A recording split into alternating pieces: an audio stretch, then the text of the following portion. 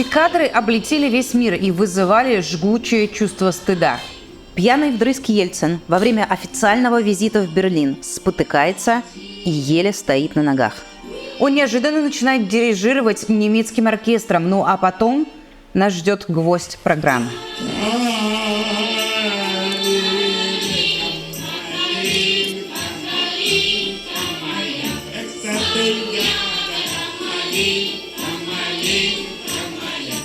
И таких инцидентов было много.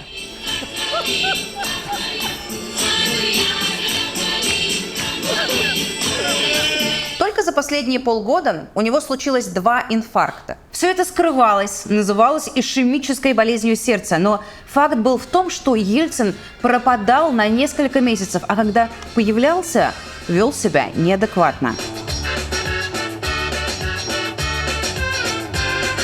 Плюс катастрофическая ситуация с экономикой. Зарплаты не платят месяцами. Тотальное разочарование приватизации. Ну и, конечно же, безумно непопулярная война в Чечне, которую Ельцин начал в 94-м, и где гибли солдаты-срочники. В декабре 95-го прошли выборы в Госдуму. Они стали последним ударом. В бюллетене 43 партии. Союз работников ЖКХ, партия любителей пива, блок целительницы Джуны, ну и знакомые лица тоже. Партия «Яблоко» во главе с Явлинским, избирательный блок демократки Эллы Памфиловой и на строку выше ельцинская партия, партия власти «Наш дом. Россия». Ее возглавляет премьер-министр Черномырдин. Правительство ожидает, что их партия наберет около 20%, но «Наш дом. Россия» набрала всего 10%.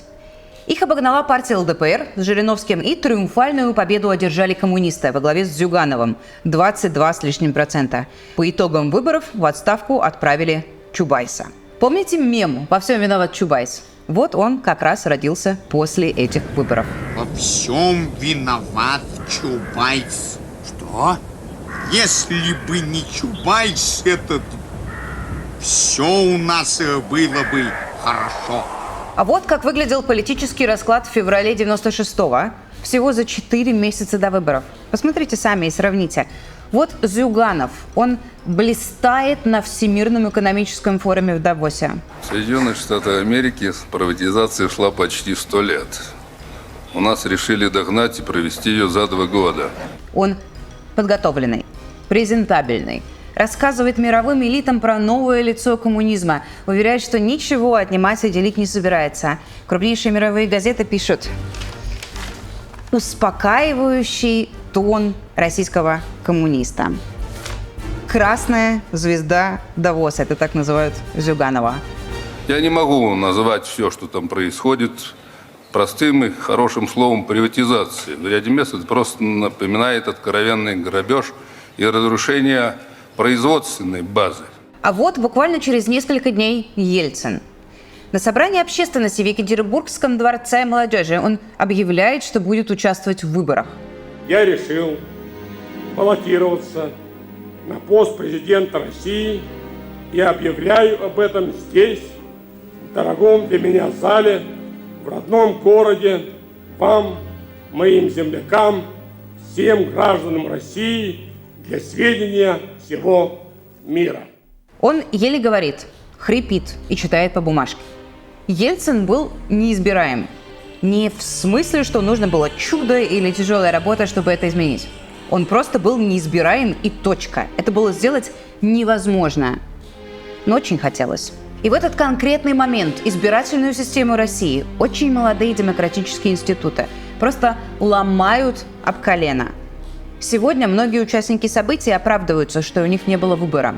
И победу нужно было добиться любой ценой, иначе бы Зюганов узурпировал власть и утащил страну в бездну. Но из сегодняшнего дня мы понимаем, что в бездну страну утащили они сами. На наш век потрясений хватит! Пусть в новое столетие Россия войдет страной мира и согласия! Но как получилось сделать президентом человека с рейтингом, стремящимся к нулю?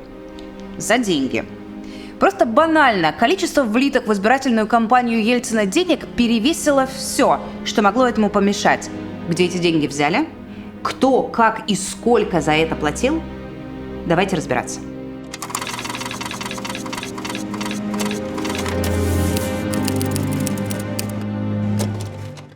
Историю современной России невозможно понять и рассказать без этой, наверное, самой стыдной и позорной страницы ельцинской эпохи.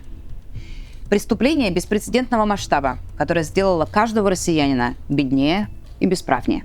Залоговые аукционы. Массовая распродажа главных богатств страны по абсолютному беспределу. Наступило время самых серьезных решений. В чем была задумка? Государство остро нуждалось в деньгах. Бюджетных средств не хватало на зарплаты, на соцвыплаты и пенсии. Шла война в Чечне, и на это тоже требовались огромные деньги. А тут еще и выборы. Брать было неоткуда. И тут бизнесмены, банкиры предлагают легкое решение. Идея такая.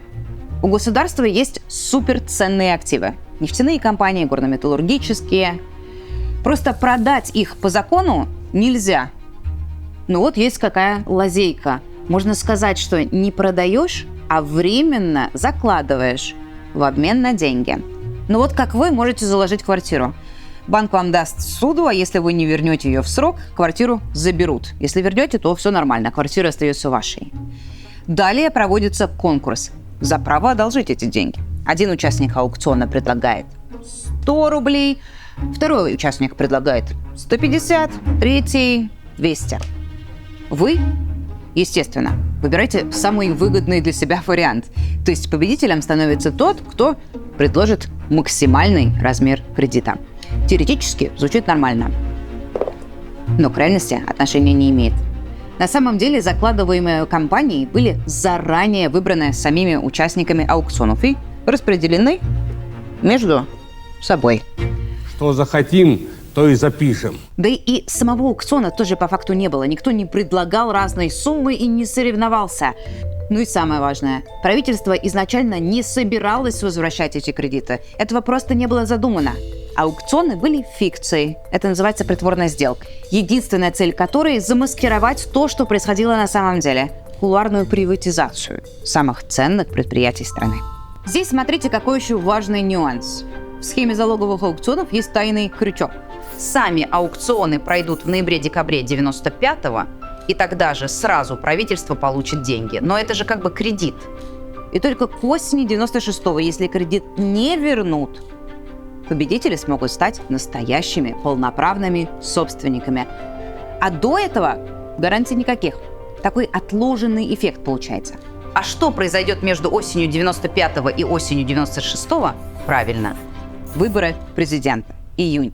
И если на выборах победит не Ельцин, а Зюганов, например, тогда это выглядело самым вероятным вариантом, то все, сделки конец, кредит не вернут и предприятия заберут. И с этого момента победители аукционов неразрывно привязываются к Ельцину, к его переизбранию на второй срок. Иначе все пропало. А теперь давайте подробнее и с именами. Всех этих людей мы обязаны знать и помнить их вклад в грандиозную аферу века. Благо, большинство из них живы и здравствуют. Правда, историю эту не любят вспоминать. Владимир Потанин. Он считается автором идеи залоговых аукционов и главным лоббистом. Сегодня Потанин – олигарх с состоянием около 30 миллиардов долларов. А в 95-м ему было всего 34, и он был банкиром. Вместе с другим будущим олигархом Прохоровым они основали Анексимбанк. Потанин – выходец из номенклатурной семьи. Его отец был дипломатом, работал за рубежом. Сам Потанин учился в МГИМО, потом работал в структурах Министерства внешней торговли, где у него образовалось много ценных связей и знакомств. Видимо, из этого статуса другие банкиры и выбрали его главным переговорщиком на тему залоговых аукционов.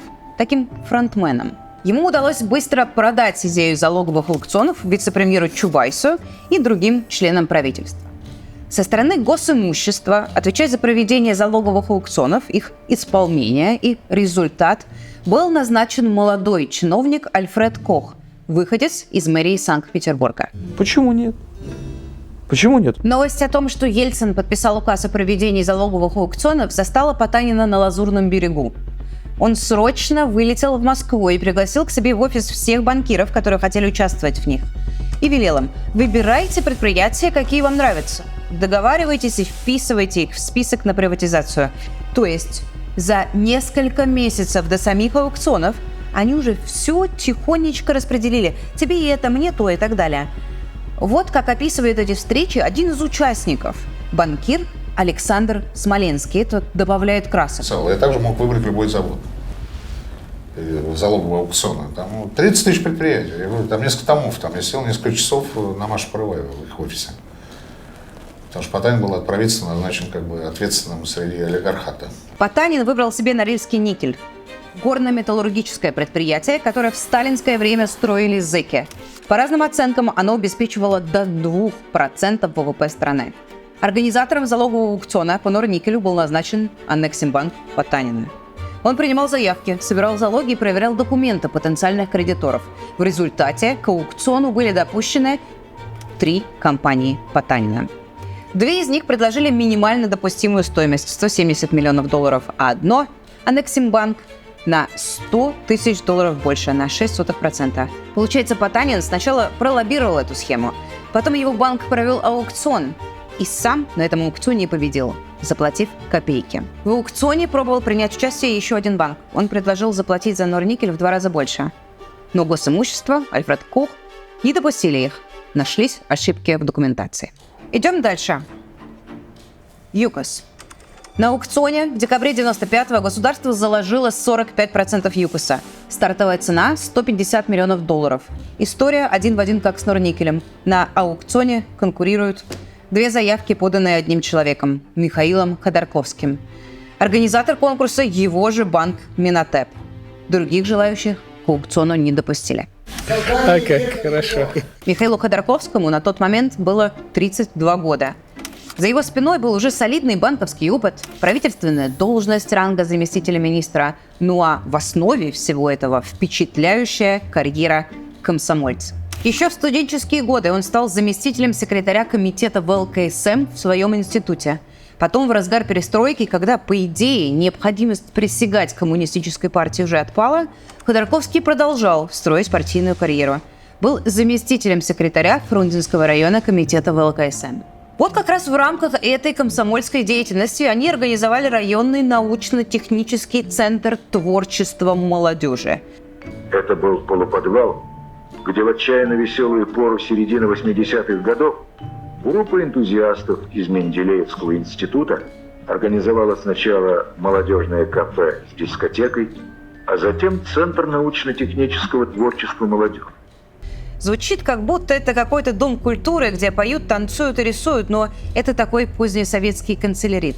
На самом деле эти творческие центры молодежи занимались коммерцией, мелкой торговлей, финансовыми операциями, а государство обеспечивало им льготные условия. В 1987 году на базе этого центра творчества молодежи 24-летний Ходорковский создает кооператив «Минотеп», который еще через пару лет станет полноценным банком. Банков тогда появлялось много, но Минотеп абсолютно точно выделялся на их фоне своим пиаром. Успех, деньги, кричащее богатство, возможность быстро разбогатеть – вот на что делалась ставка. На финансовом фундаменте Минотепа любая ваша, даже фантастическая идея может быть воплощена в жизнь. Они снимали сами про себя хвалебные документальные фильмы.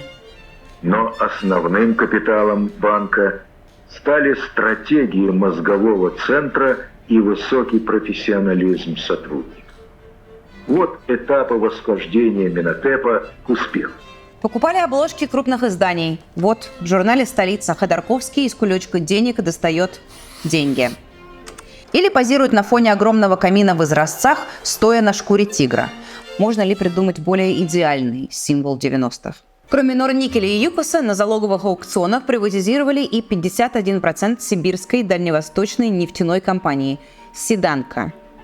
Название «Седанка» у вас не на слуху, потому что такой фирмы больше не существует. Она вскоре после аукциона обанкротилась, и ее раздербанили по кусочкам.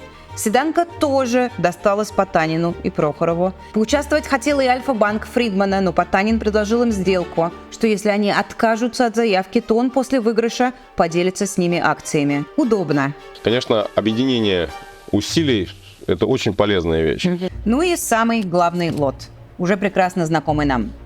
Смотрите, как интересно. Вот распоряжение госимущества от 25 сентября 1995 года. В приложении список предприятий, акции которых будут выставлены на залоговые аукционы. Знаете, кого здесь нет? Сибнефти.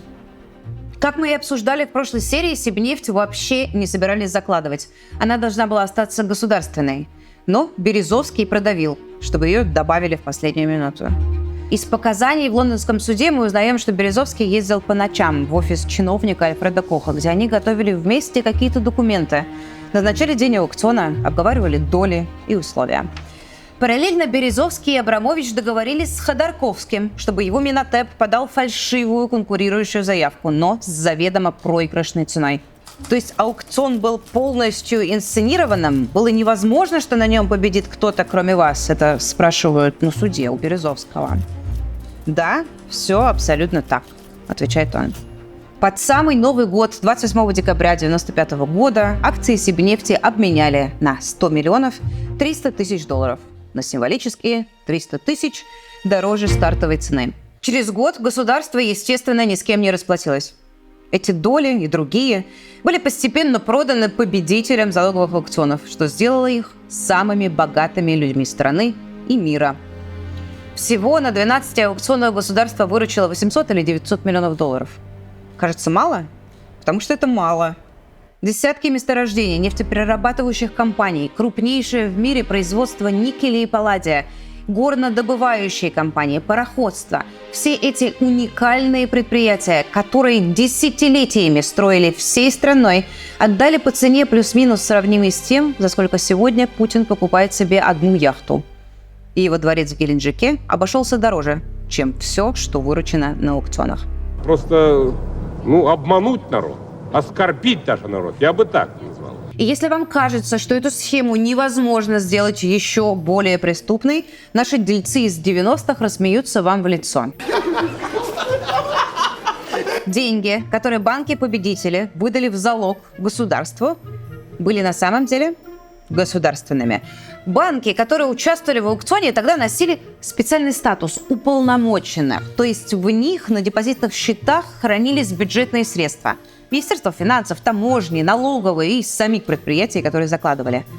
То есть государство прокредитовали государственными же деньгами. Новые собственники заплатили за предприятия деньгами этих же предприятий, их выручкой. Никаких новых средств получено не было. Очевидно, получение денег и не было целью. А мы знали, что каждый проданный завод – это гвоздь в крышку гроба коммунистов. Дорого, дешево, бесплатно, с приплатой.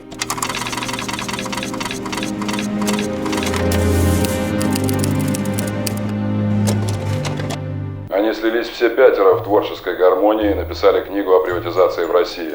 Секрет этой творческой гармонии нам неизвестен.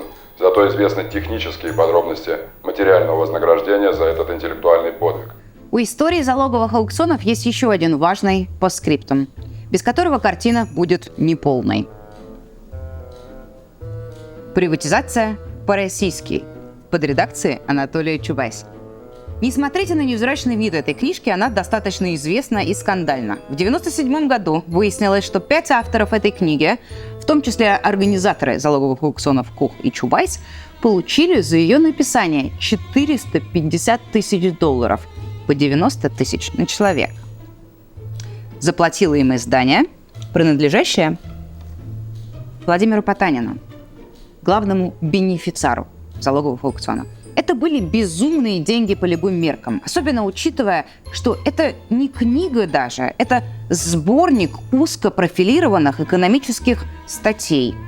Ситуацию усугубило то, что когда эта история всплыла, никакой книги не было. Кстати говоря, я прекрасно знаю, что книга есть. Я знаю, что она написана.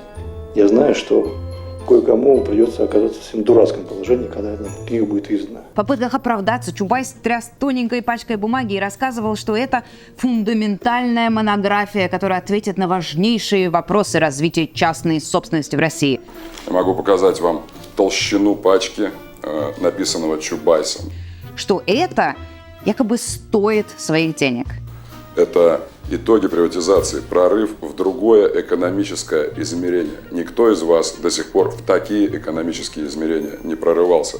Но всем было очевидно, что это не монография никакая, а замаскированная под книжный гонорар взятка. Это стоит 90 тысяч долларов. Чиновники и авторы ушли в отставку, кроме Чубайса. А книги в результате так и не нашлось. Она вышла только 2 года спустя, в 1999 году. Дело писателей было одним из первых крупных публичных коррупционных скандалов. До сих пор Альфред Кох при упоминании этой истории реагирует на нее крайне эмоционально и болезненно. Много ему говорил, мне вот совсем не хочется. Вот поверьте мне, если вы говорите, что залоговый аукцион до сих пор будоражит умы, то вот уголовное дело товарища Коха вот точно никого не интересует, кроме вас. А уж перед вами я точно распинаться не буду. Понятно, откуда такое общественное негодование. Университетский профессор в то время получал долларов 100. Министр, может быть, 500. А тут за статейку на десяток страниц чиновники получают 90 тысяч. Но интересно, что бы тогда сказали люди, если бы знали о настоящем масштабе? Если бы увидели вот этот документ из будущего, из 2011 года. Я на него абсолютно случайно наткнулась. Это часть материалов суда Березовского и Абрамовича в Лондоне. На нее почему-то никто не обратил внимания. Это расшифровка тайно записанного Березовским и его партнером Бадри Патеркацишвили разговора с Абрамовичем в вип-зале парижского аэропорта Ле Бурже. Декабрь 2000 года. Документ устроен следующим образом. Левая колонка – это расшифровка пленки по-английски. Следующая – то же самое в оригинале, по-русски. Там, если честно, такого плохого качества запись, что можно разобрать только обрывки фраз. Поэтому для судебного процесса были добавлены еще 2 колонки справа. Комментарии Березовского и комментарии Абрамовича, которые как бы проясняют, что имелось в виду, о чем шел разговор и какой контекст. И вот, на 36-й странице мы неожиданно видим имя Алик. Абрамович говорит что-то про зачеты и решения с Аликом. Читаем пояснительные комментарии. Абрамович пишет, что под Аликом он имеет в виду Альфреда Коха из госимущества, что у Коха был долг по кредиту, долг 14 миллионов долларов. 10 миллионов кредит, 4%. И Абрамович этот долг за Коха выплатил. Ниже еще больше удивительных деталей. Все было еще сложнее. Вот тут Абрамович говорит, что на самом деле и самому Коху были должны. Знаете кто? Другой участник залоговых аукционов – Потанин. Был должен, не заплатил, у них случился конфликт, а Березовский, когда они с Кохом катались на лыжах в Куршевеле, пообещал все уладить. Удивительно вообще, да? Бывший чиновник, который совсем недавно отвечал за залоговые аукционы, пару лет спустя с 3 победителями этих аукционов какие-то бизнес-вопросы решает, десяток миллионов долларов гоняет, они ему проблемы улаживают. Скажите, а за вас кто-то когда-то платил 14 миллионов долларов? Нет? Но вы и залоговые аукционы не организовывали. Эти аукционы в 1995 году – это самая главная коррупционная история нашей страны. То, что задумывалось как крупная финансовая афера, обернулось просто полным перекраиванием России. Изменением того, как она устроена и работает. В эти пару месяцев 1995-го был заложен коррупционный фундамент для всех, включая лично Путина. А какими деньгами Абрамович платит ему взятки? Вот этими. От Сибнефти. Помните бывшего вице-премьера Шувалова, который обожает дворцы и возить своих корги на частном самолете? Откуда у него деньги? Отсюда. Он на залоговых аукционах работал у Абрамовича юристом. А потом, много лет спустя, когда к его экстравагантному образу жизни появились вопросы, он отвечал, что Абрамович в 96-м выделил ему 0,5% акций Сибнефти в виде аукциона. Или сенатор Клишес, я уверена, тоже вам прекрасно знакомый. Он придумал нам бесконечное количество людоедских законов и переписал Конституцию, обеспечив Путину бесконечное правление. Откуда он взялся в Совете Федерации? Откуда у него какие-то безумные дворцы и виллы в Швейцарии? Он в 95-м работал на государство, был юристом и участвовал в судах по приватизации Норникеля. Очень понравился Потанину, и тот взял его на работу в аннексе. Сам Потанин, кстати, через полгода после аукционов был назначен первым зампредом правительства России. Борис Березовский примерно тогда же стал заместителем секретаря Совета Безопасности. Безумные состояния олигархов, их футбольные клубы, яхты, виллы, выведенные за границу миллиарды – все отсюда. Они ничего не создавали, ничего не изобретали и не созидали. Эти люди просто присвоили советские предприятия и начали выкачивать из них деньги. Что касается выгоды Ельцина, она тоже была, и была огромной. Благодаря аукционам осени 1995 года Ельцин, вопреки всем прогнозам, сумел остаться у власти. Все-таки у меня есть грехи. Вот принято вроде говорить, что Ельцин не был коррупционером. Но скажите, когда президент меняет гигантские национальные ресурсы, которые стоят миллиарды долларов, на поддержку на выборах, что это, если не коррупция? В общем, все выигрыши. Единственный, кто действительно пострадал от залоговых аукционов, кто понес невосполнимые потери, это мы с вами.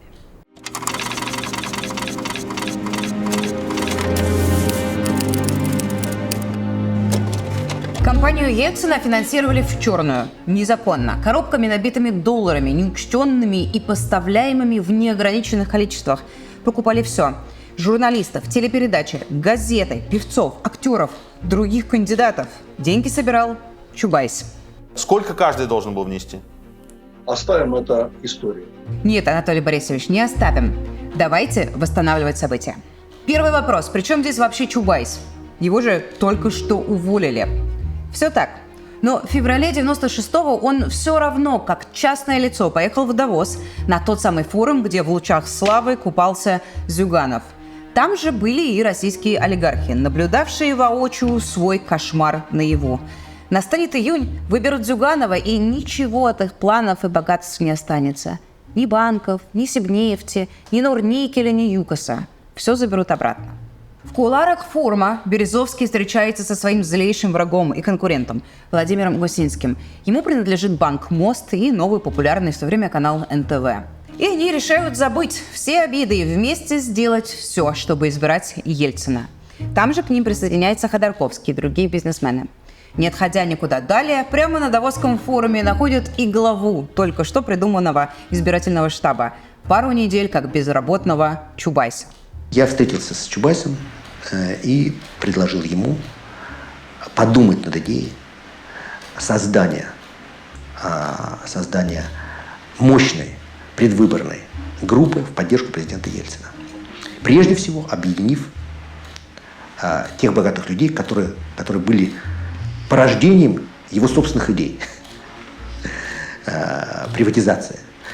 И Чубайс, должен вам сказать, без секунды раздумья, это очень много говорит в Чубайсе, да? Сразу оценил эту идею и сказал: я согласен.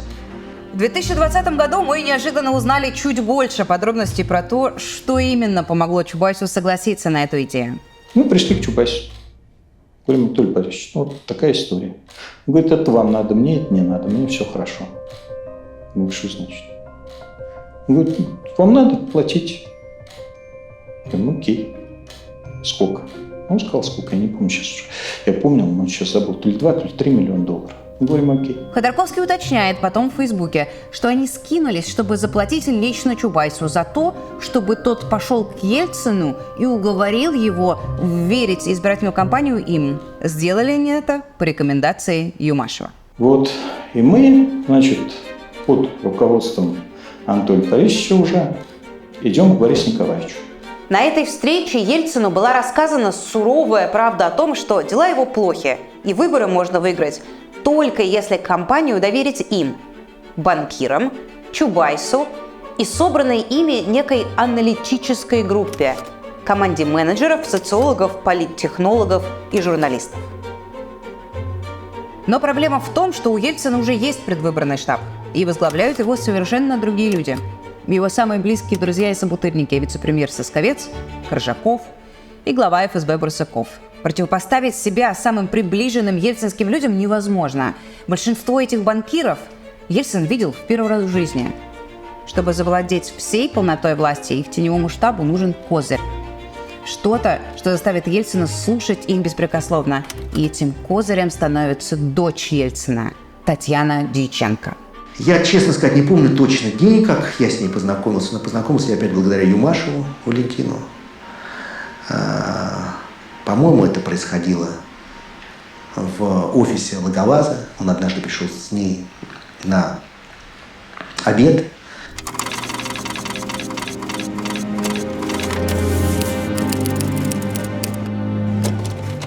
Центр Москвы. Район Замоскворечья. Новокузнецкая, дом 40. Красивый особняк 19 века. Сейчас здесь расположен шоурум модной одежды. И почти ничего здесь не напоминает о былых временах. А место это было по-настоящему культовое. Это офис Бориса Березовского. Точнее, дом приемов. Такие было модно заводить в 90-е. Это что-то похожее на закрытый клуб для высшего общества, джентльменский салон с роскошными интерьерами. Здесь круглосуточно проходили встречи и совещания. Здесь был свой ресторан с разными кухнями мира и бар, который ломился от элитного алкоголя. Для гостей Бориса Абрамовича все, естественно, бесплатно. Сюда приезжали бизнесмены, чиновники, политики. Они часами сидели в приемной и ждали, когда к ним выйдет вечно опаздывающий Березовский. У Березовского были свои отношения со всеми, от крайне левых до крайне правых. Здесь же Березовский принимал журналистов. Доренко, Невзоров, Познер приезжал сюда за гонорарами за передачи, которые ему платил Березовский. Знаменитого генерала Лебедя специально заставили сидеть в приемной особенно долго. Березовский смотрел на него через щелочку и был очень доволен. Ожидание подчеркивало его статус. Абрамович, рассказываю, здесь вообще почти ночевал. Здесь же в 96-м году избирали Ельцина. Тут собирался неофициальный штаб. Но, конечно, два главных героя дома приемов Лаговаза – это Валентин Юмашев и Татьяна Дьяченко, дочь президента. Вот примерно как это выглядело, чтобы вы представляли. Зал с лепниной, шампанское и те, кто вершили судьбы России тогда. В центре хозяин Борис Березовский, а вокруг гости Петр Авен, Владимир Потанин, Михаил Фридман, Михаил Ходорковский, ну и, конечно же, Чубайс. Все важные политические события середины 90-х разворачивались именно здесь. Этот особняк, а совсем не Кремль, был главным местом действия российской политики. Вообще идея привлечения Татьяны Борисовны или Татьяны, точнее будет или Тани, совсем точно, Татьяны в предвыборную кампанию, она пришла мне. Вообще мне ночью приходит, когда я вот сплю, масса замечательных идей. Идея и правда гениальна в своей простоте. Татьяна Дьяченко тогда работала в конструкторском бюро. Она была абсолютно неизвестна, не имела ни малейшего опыта ни в политике, ни в общественной деятельности, ни в публичной. Но ценность ее была не в профессионализме и не в знаниях. Ее ценность была в том, что она могла поднять трубку и в любой момент позвонить отцу. Сказать ему ровно то, что ее попросят. И главное, он прислушается. Ну, родная дочь все-таки, как ей не доверять? Она была важнейший канал коммуникации с президентом. То есть любые решения штаба во главе с Чубайсом могли моментально доводиться до президента, моментально снималась его реакция и производились действия. Ну давайте прямо на конкретном примере посмотрим, как это работало. Знаменитая история про коробку из-под ксерокса. Официальный штаб Ельцина, Коржаков и глава ФСБ Парусуков попробовали уничтожить своих конкурентов. Штаб неофициальный, Чубайса. Они организовали засаду в здании правительства и поймали там подчиненного Чубайса и другого члена его штаба, Лисовского, выносящими коробку из-под бумаги, набитую наличными деньгами, $500 000. Поймали с поличным и сказали, что вот, посмотрите, Борис Николаевич, воруют. Огромный скандал, который по плану должен был привести к разгону чубайсовского штаба, а скорее всего арестом. Татьяна Дьяченко звонит ночью родителям. Сам Ельцин уже спит, она разговаривает с мамой. Мам, у папы, значит, единственная возможность, чтобы выиграть выборы, это уволить их обоих. Мам, ты понимаешь? Да. И на самом деле это и для страны будет лучше, мам, потому что так как уже сейчас сложилось, так невозможно. Я вот на этих выборах я насмотрелась все. Решают только практически один человек, ну второй так. Так нельзя. Она находится в доме приемов Лаговаза и буквально повторяет, что ей там рассказывали Березовский, Гусинский, Чубайс, все те, кто там был в тот момент. Татьяна Дьяченко просто дочь, не имеющая никаких полномочий и должностей. Требует уволить, только вдумайтесь, главу ФСБ, главу ельцинской охраны и зампреда правительства Сосковца. Не просто ближайших друзей Ельцина, но и буквально все руководство силового блока. И на следующее утро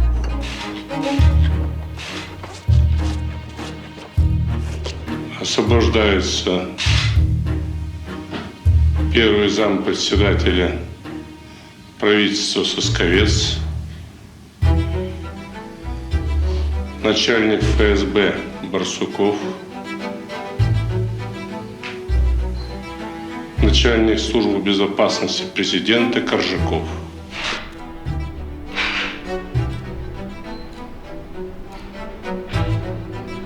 Бегите скорее. Вот так примерно это и будет работать. Олигархи, Чубайс, Юмашев шепчут Татьяне на ушко, что сказать. Она повторяет это отцу. Пока это работает в рамках избирательной кампании, но потом, очень скоро, Татьяна войдет во вкус, и это станет моделью государственного управления. Но об этом чуть позже.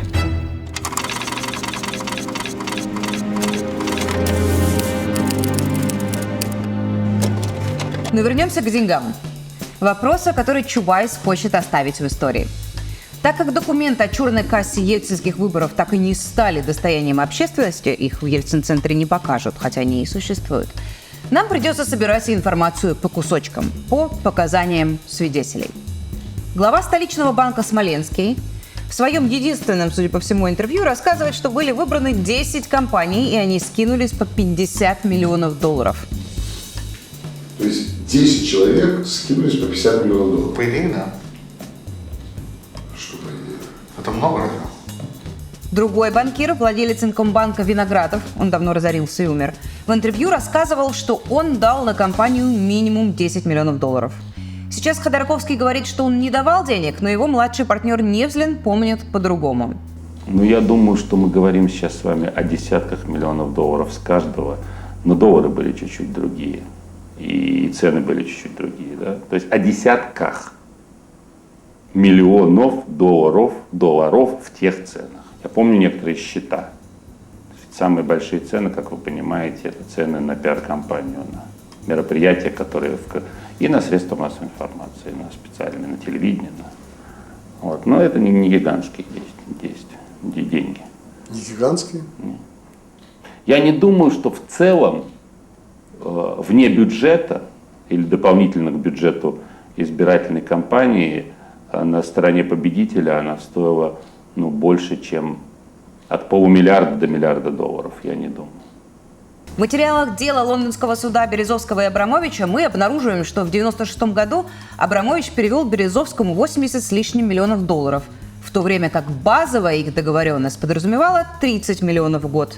Разница в 50 – это и есть на выборы. Еще 12 миллионов попросили у банка «Империал». Правда, владелец был явно не в восторге от этих поборов. Я с Олег Первым в лифте Минфина подрался после того, как нас вызвали вдвоем и сказали, вот с вас 12 миллионов. Он говорит, ну вот банк заплатит. Я говорю, ты что, охерел? Откуда эти? Обалдел, мы подрались. Кого-то заставляли, на кого-то давили, кто-то давал добровольно. Потому что деньги были, по сути, не свои, а все те же государственные средства, хранящиеся в частных уполномоченных банках. Ну а кто-то, как владелец Альфы, Авен, просто оценил прелесть сделки. Платишь за компанию Ельцина сейчас, а в будущем ты освобожден от проблем с налоговой и любых других проверок. Те, кто участвовал в кампании поддержки выборов 1996 года, в том числе и Альфа, больше не боялись каких-то внезапных налоговых проверок, пожарных инспекций. Если честно, после 1996 года те, кто поддержал Ельцина, были полностью свободны от подобных нападок. Вот такое чистосердечное признание в подкупе президента и правительства. Чистая коррупция. В той злополучной коробке из-под ксерокса лежали деньги, которые предназначались на оплату оголтелой агитации и прочих политтехнологических трюков, чаще всего незаконных, придуманных штабом Чубайса. Давайте прямо по частям разберем, за что платили олигархи.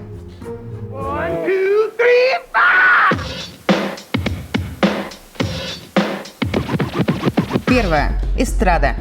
Неофициальный штаб Ельцина привлек агитировать буквально всех звезд того времени. Сегодняшние списки доверенных лиц Путина и их концерты даже близко по размаху не стоят с ельцинской кампанией «Голосуй или проиграешь». Агитировали все. Алла Пугачева, Ирина Аллегрова, Леонтьев, Киркоров, Агутин, Валерия, группа Агата Кристи, Браво, Любе. Сложнее назвать, кто в кампании не участвовал. Они колесили по стране с концертами, давали пресс-конференции и призывали голосовать. Агитировали актеры и режиссеры. Он, простите меня, мужик. А Россия – имя существительное женского рода, и мужик ей необходим.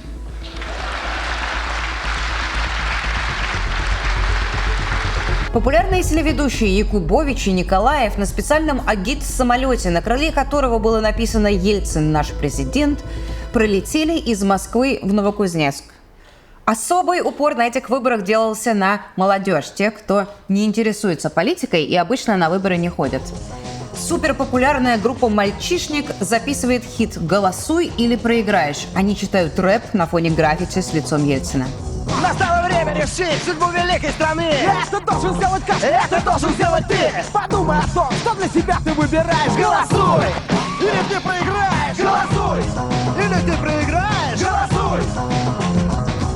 В мае 96-го запускается первый в России музыкальный канал. MTV еще не было. Муз-ТВ. Только он по факту не музыкальный, а политический. Там непрерывно крутят агитацию Ельцина.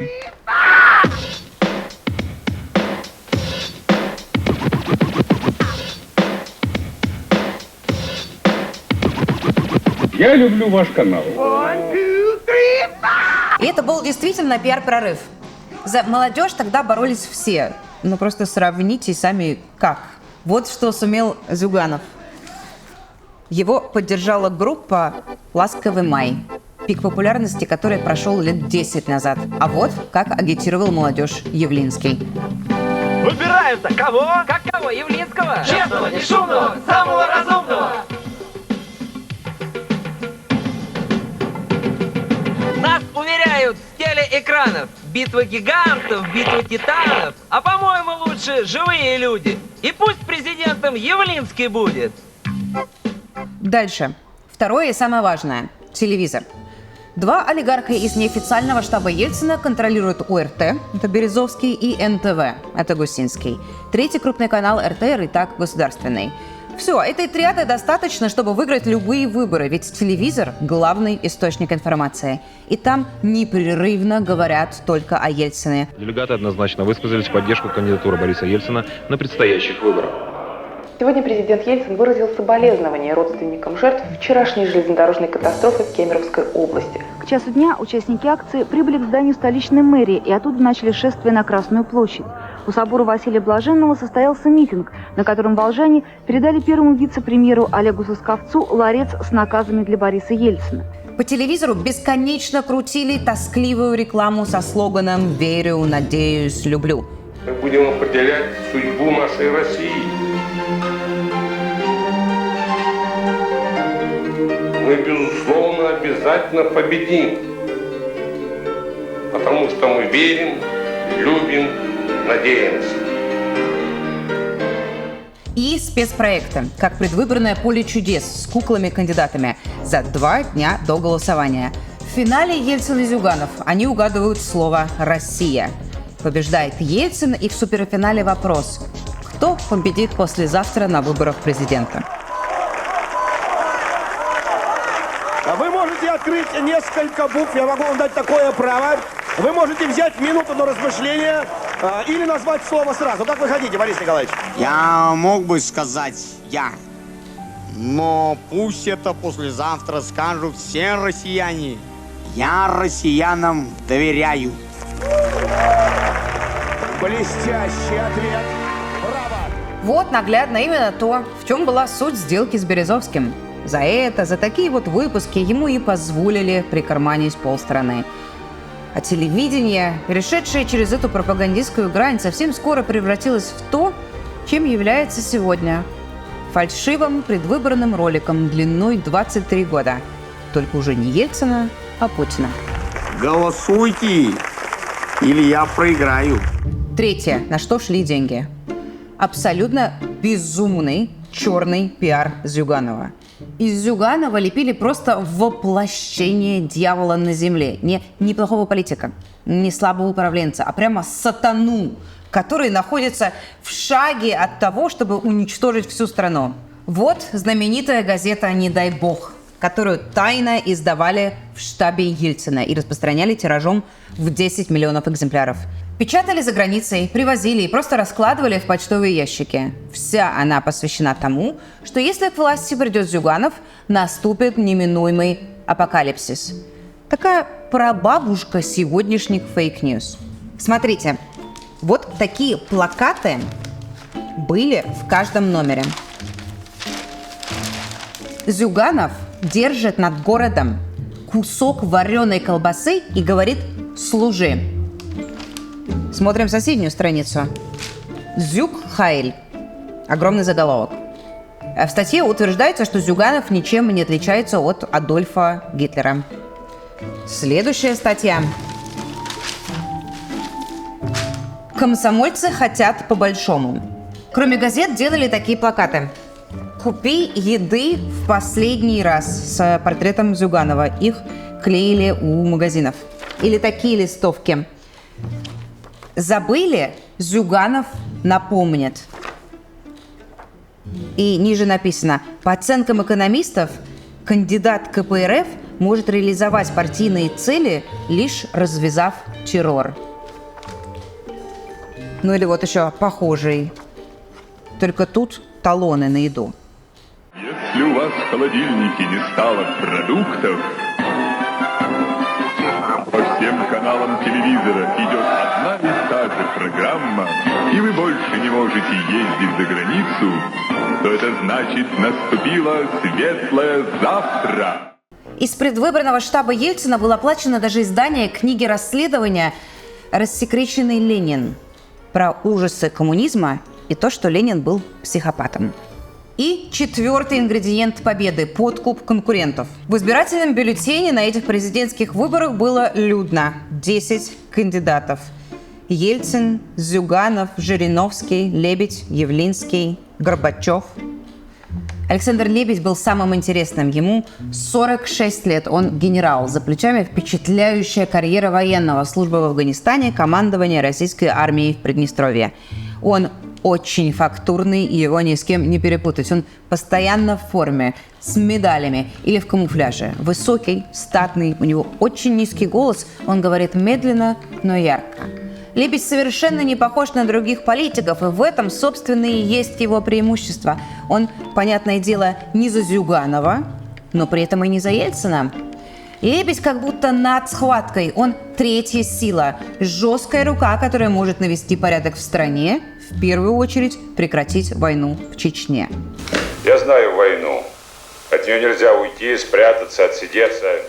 Сегодня нам надо в корне пресечь возможность вооруженных конфликтов, остановить рост преступности, углубление кризиса. Я, русский офицер, знаю, как это сделать. Могу это сделать, а значит должен. Нам нужны мир, порядок, стабильность. Хватит, навоевались. Это я обещаю. Штаб Ельцина быстро понял, что Лебедь может стать важным, решающим козырем. Это была идея Березовского. От начала и до конца, как рассказывает Чубайс. И суть конструкции, и переговорный процесс. Лебедя делают спойлером.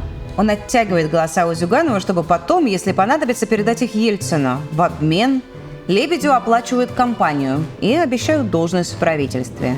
Переговоры с Лебедем ведет Березовский. Как думаешь, кто позвонил и предложил встретиться? Вот догадайся, только не торопись. Что-что? Не торопись только. Кто позвонил и предложил встретиться? Из политиков, да. Подумай, только не торопись.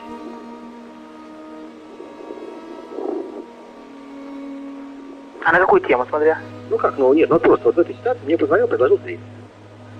Лебедь. Правильно. Это потому что я умный. Потому что он умный, Рома. Да, ну да, ладно, я глупый, но умный. Ну скажи, офигительно? Да. Сильный клиент, да? Сильный. Совсем сильный. А? Да. Но сильнее, наверное, нету. Ну, этот, наверное, только. Только шеф. Только шеф, да. Это правда. Ну, сильный ход, да? Да. Чувак, Классная вообще, да? Потрясающе. Ты с ним прям поговорил или он через кого-то? Нет, помощник, все, завтра встречаемся. Понятно. По ОРТ теперь хвалят не только Ельцина, но и генерала Лебедя. Пап, а можно я тоже голосовать пойду? Тебе еще рано, сынок. Пап, а может ты вместо меня проголосуешь? А за кого? Можно. У него качественная и обильная предвыборная реклама. Его рейтинг растет на глазах. Именно за счет тех, кто мог бы поддержать Зюганова. В прошлых выборах вас финансировал Борис Березовский. Это правда, действительно? Это миф, запущенный Борисом Абрамовичем. Ему всегда хочется быть великим. Ни одного рубля с Бориса Березовского, кроме болтовни. Это, скорее всего, правда, но чисто формально. Компанию Лебедя финансировал другой банкир. Участник штаба олигархов, владелец Инкомбанка Владимир Виноградов. По собственным словам, он потратил на Лебедя $10 миллионов. Платил он, но координировал все с Чубайсом и штабом. 16 июня Ельцин набрал 35%, Зюганов 32%, Лебедь 14,5%, Явлинский 7%. А это значит, впереди второй тур президентских выборов, первый и последний раз в истории России. Он назначен на 3 июля, и 2 недели до него – это время для самого главного рывка. Самой отчаянной агитации, разрыв с Зюгановым минимальный. И все для этого рывка было готово. Только из старой программы телепередач сегодня мы можем узнать о некой запланированной второй фазе кампании «Голосуй и победишь», потому что ее не случилось. Ельцин пропал, просто исчез. Никаких больше концертов, никаких танцев, никаких программных выступлений. По телевизору показывали старые съемки, а интервью выходили только в письменном виде, без видео. В самый ответственный момент главный кандидат, тот, ради кого все затевалось, испарился. Сегодня дочь Ельцина абсолютно буднично рассказывает, что у ее отца сразу после первого тура случился инфаркт. Это случилось в резиденции президента в Барвихе. Это, конечно, было сильнейшим ударом по предвыборной кампании. Он прикован к кровати. Тогда об этом знало буквально несколько человек во всей стране. Она, ее мать, Валентин Юмашев, Чубайс и еще несколько людей. И они принимают решение скрыть инфаркт Ельцина от избирателей, чтобы они не передумали голосовать, и даже от коллег по штабу. По телевизору врали, что Ельцин просто сорвал голос, поэтому не выступает. Притворялись, что Ельцин работает, что все своим чередом. Проходят деловые встречи, но эти встречи просто постановка. Они снимаются дома у Ельцина, где расставляют мебель так, чтобы было похоже на кабинет, а самого Ельцина просто перетаскивают из кровати и прислоняют к этой мебели. Логика простая. Лучше выбрать труп Ельцина, но не потерять власть. Ельцин выигрывает во втором туре. Он голосует не по месту прописки, а из санатория в Барвихе, хотя по телевизору и кажется, что это обычный избирательный участок. Рано вечером он ложится спать, а Татьяна Дьяченко едет праздновать победу с теми, кто ее выковал. Я поехала ночью в Логоваз отмечать победу. И это, конечно, была большая радость. Было ощущение, что мы сделали важнейшее дело нашей жизни. Инаугурация Ельцина состоялась в августе 96-го. Ельцин хоть и говорил, но мало. Вся речь всего 45 секунд. Клянусь при осуществлении полномочий президента Российской Федерации. Он был серьезен, мрачен и ни разу не улыбнулся. Улыбались и радовались другие. Главные гости этого мероприятия в Кремлевском дворце – творцы победы.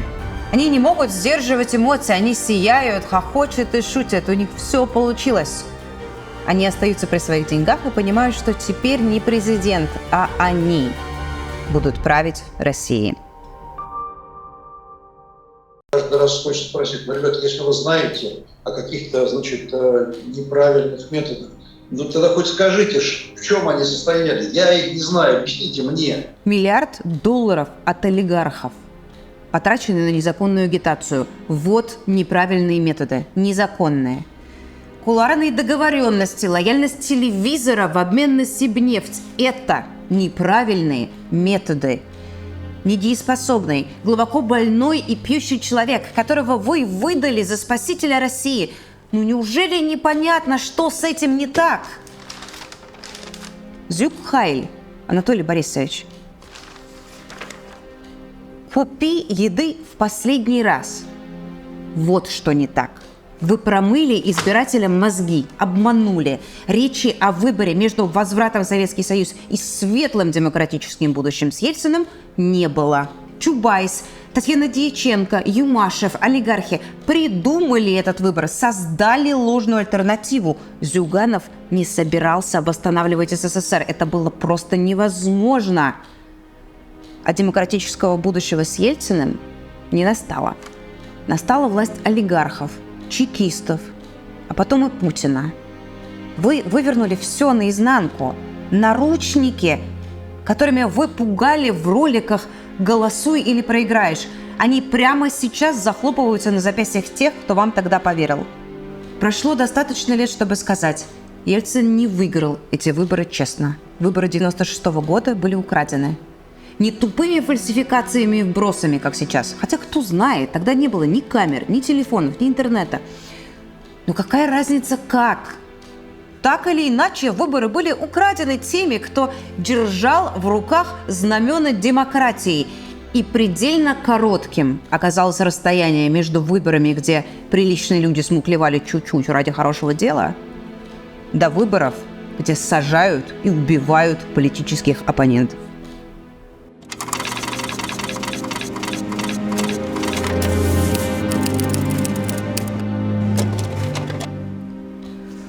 Под выборы Ельцина для того, чтобы он победил, перекраивалась вообще вся система. В ход шли любые методы. Был еще один важный трюк, тогда оказавшийся достаточно незначительным. Вообще-то 16 июня должны были одновременно состояться 3 выборов. Президентские, мэра Москвы и мэра Санкт-Петербурга. На последних на 2-й срок переизбирался Анатолий Собчак. Несмотря на то, что Собчак тоже был ярким демократом, одной с Ельцином волны, отношения у них были холодными и натянутыми. Собчак был очень самостоятельным, достаточно популярным, уж точно популярнее Ельцина, и достаточно непредсказуемым. В общем, от греха подальше, штаб Ельцина решает разделить эти выборы, не проводить их в один день. Они не хотели, чтобы Ельцин ассоциировался с Собчаком. Ну, мало ли, может, что-то пойдет не так. 12 марта 1996 года Ельцин подписывает указ о переносе выборов мэра Санкт-Петербурга. Но не на более поздний срок, а наоборот, на более ранний, 19 мая. Собчаку не хватает времени, квалификации команды, усердия. Так или иначе, абсолютно уверенный в собственной победе Собчак эти выборы проигрывает. Он больше никогда не вернется во власть. Вместе с ним эти выборы проигрывает глава его штаба, вице-мэр Владимир Путин. Абсолютно неожиданно его карьера оборвалась. Перспективы туманны, и ему нужно искать новую работу.